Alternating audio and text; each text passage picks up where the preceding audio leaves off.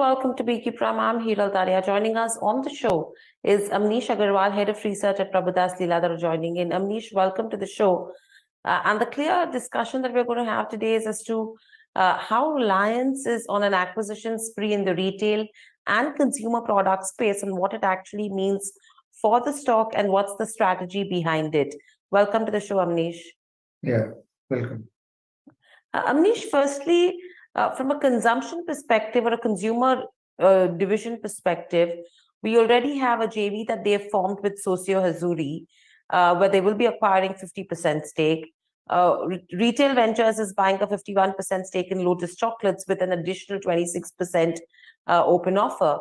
And the brand portfolio of the FMCG arm, which includes Campa as a beverage brand, as well as Independence as the packaged consumer products. What do you make of this entire portfolio that's being built currently?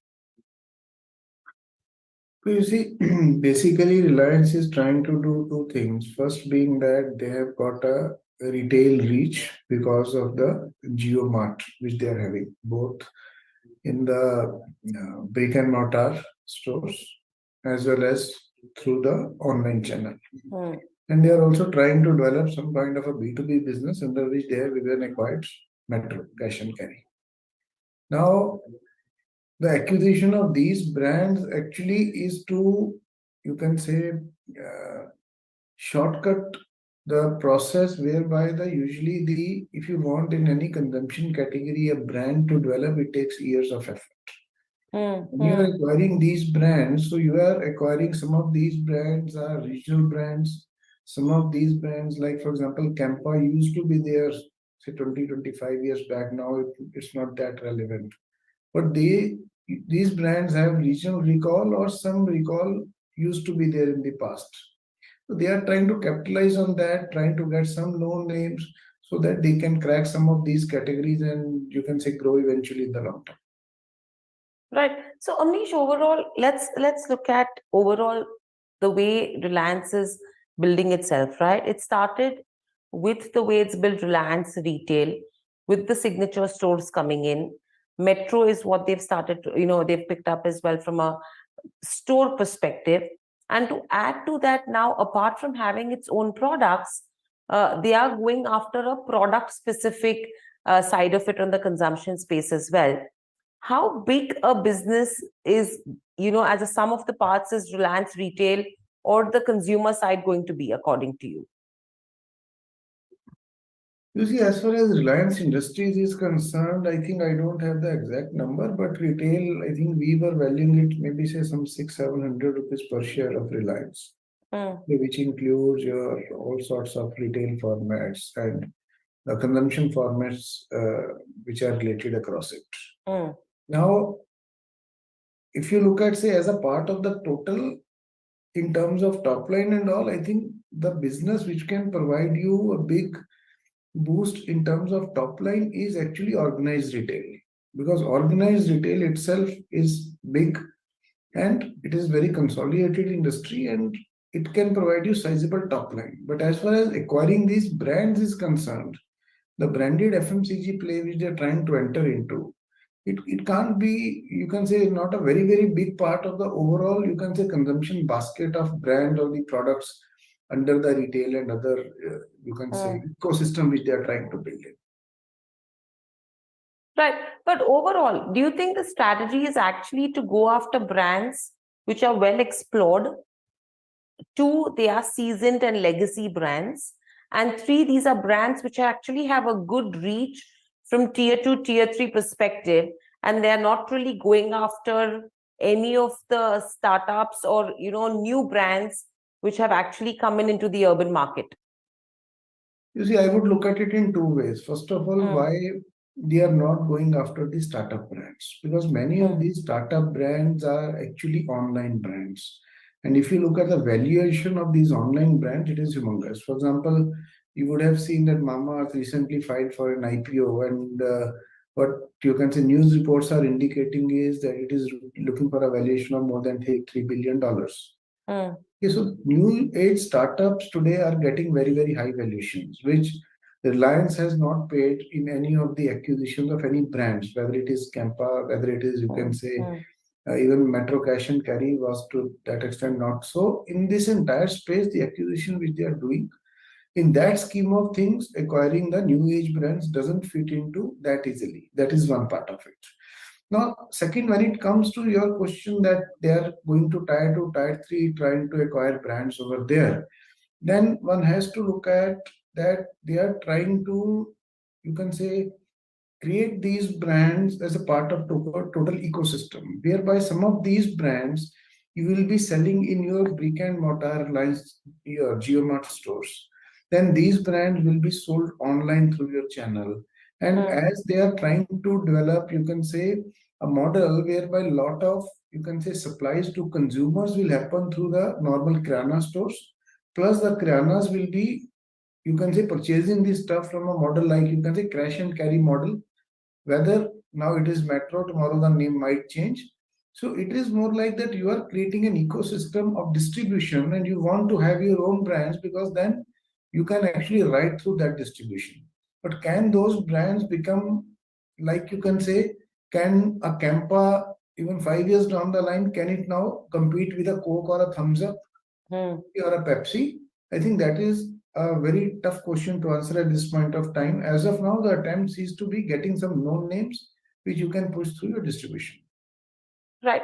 So overall, do you think the strategy is going to be, buy companies or brands which are regional centric and build the portfolio around it, and don't really look to get them to build a pan-India presence probably?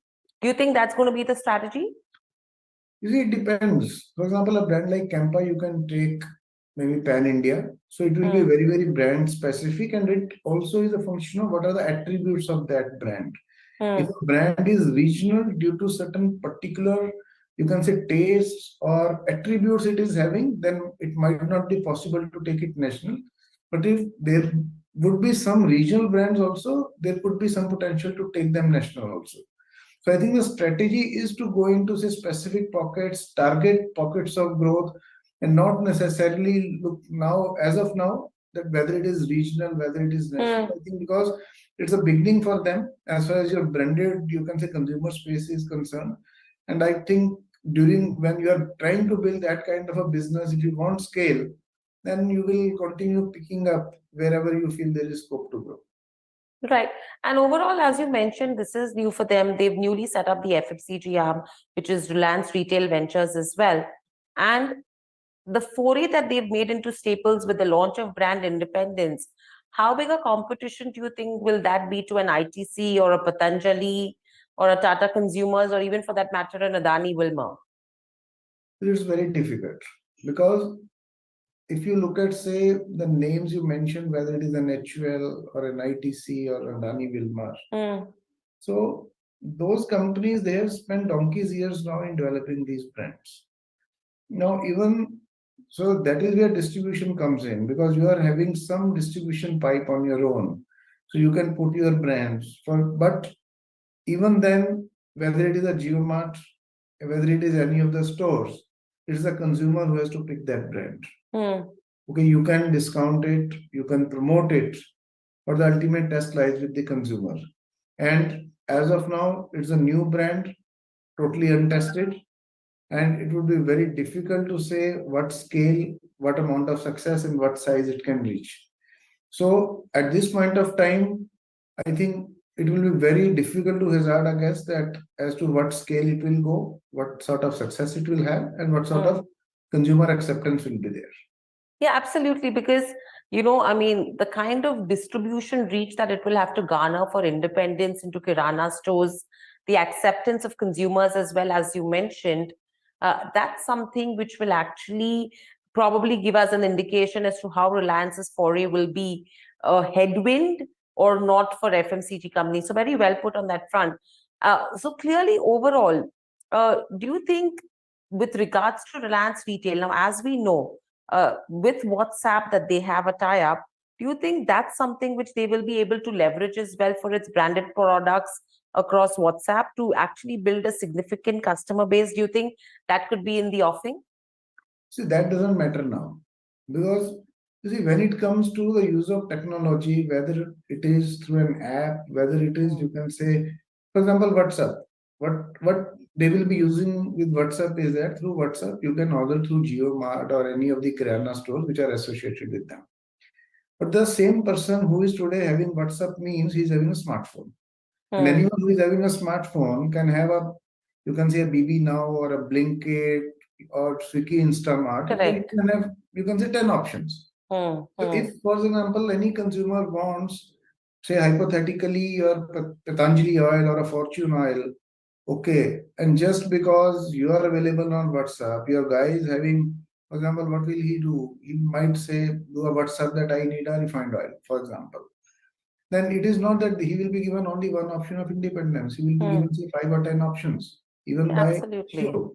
And then at the end of the day, it is the consumer who has to decide. So initially, you have to discount, you have to market, you have to create a brand. And I don't think just having a WhatsApp is, you can say, it's going to make or break any brand or any segment or product category. Right. So overall, Amnish, if you have to look at a Reliance Industries at the current price, what would your recommendation be to investors? Would this be a good entry point, or would you advise an investor to wait and watch?